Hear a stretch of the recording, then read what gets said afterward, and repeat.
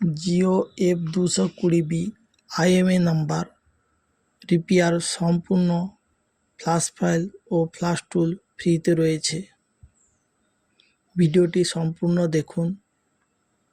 আনলিগ্যাল কাজ করবেন না। সেটের IMA নাম্বার রিপেয়ার করুন। জিরো IMA নাম্বার আসলে সেটটি ব্যাটারিতে রিমুভ করে *# টিপে কিউএফএল ফ্ল্যাশ ফাইলে মডিফিকেশন ফ্ল্যাশ ফাইলটি লোড করে ডাউনলোড অপশনে মেরে ফ্ল্যাশিং করুন।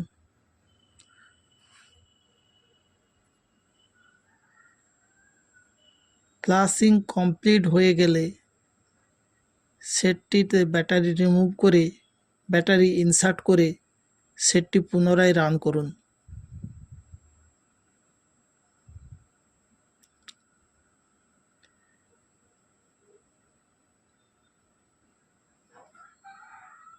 সেটটি সম্পূর্ণ রান হয়ে গেলে ডায়াগনস্টিক পোর্ট অ্যাভেলেবল হয়ে যাবে।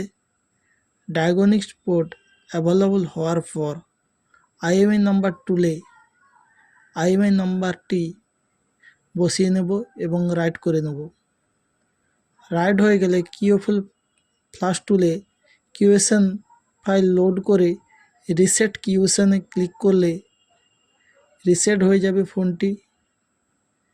ব্যাটারি রিমুভ করে পুনরায় ব্যাটারি ইনসার্ট করে সেটটি রান করে চেক করে নেব IMA নাম্বার এসেছে কিনা।